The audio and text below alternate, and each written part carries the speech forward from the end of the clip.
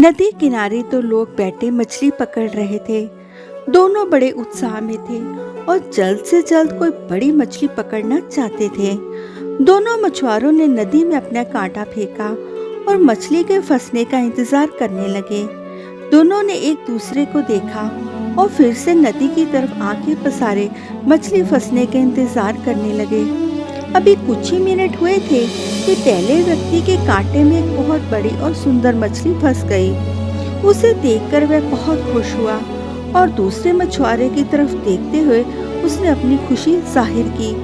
उसने अपने पास रखे बड़े से डिब्बे में उस बड़ी मछली को रखा और फिर से एक कांटा नदी में फेंका। इतने में उसके कांटे में कई छोटी छोटी मछलियां भी फंस गई। वह बहुत खुश था। करीब 1 घंटे के बाद दूसरे व्यक्ति के कांटे में एक भी मछली नहीं फंसी। इसलिए पहले व्यक्ति ने कहा, अगर कोई मछली नहीं फंस रही हो तो वह उसकी मदद कर सकता है, लेकिन दूसरे मछुआरे ने साफ मना कर दिया।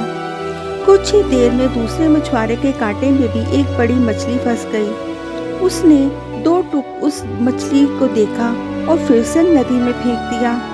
ये देखकर पहला मछुआरा बड़ा हैरान हुआ। उसने कुछ नहीं कहा।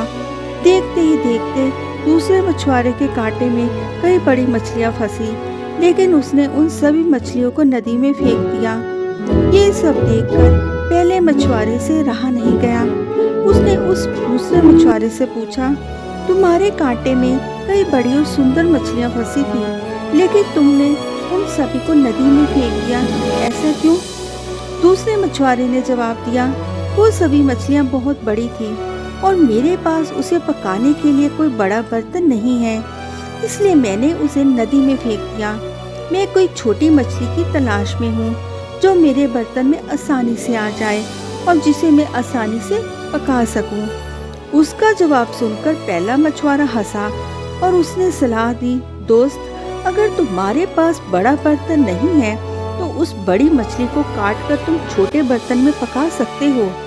दोस्तों, हम में से ज्यादातर लोग उस दूसरे मछुआरे की तरह हैं। एक बड़ा लक्ष्य हासिल करने की जिद में हम अपनी राह में आए छोटे छोटे मौके और अवसर को नजरअंदाज कर देते हैं। जिंदगी में मिला हर मौका हमें खुशी से स्वीकार करना चाहिए और रास्ते खोजने चाहिए, कैसे इस छोटे अवसर को बड़ी जीत में बदल सकें। आपको मेहनत तो करनी होगी, क्योंकि लक्ष्य आपका है तो उसे खोजना भी आपको होगा और पाना भी आपको होगा। दोस्तों, आपको ये कहानी कैसी लगी है? अगर पसंद आई है तो अपने दूसरे दोस्तों के साथ शेयर करें और कमेंट करके बताएं कि आपको ये स्टोरी कैसी लगी है। देखने के लिए आपका धन्यवाद।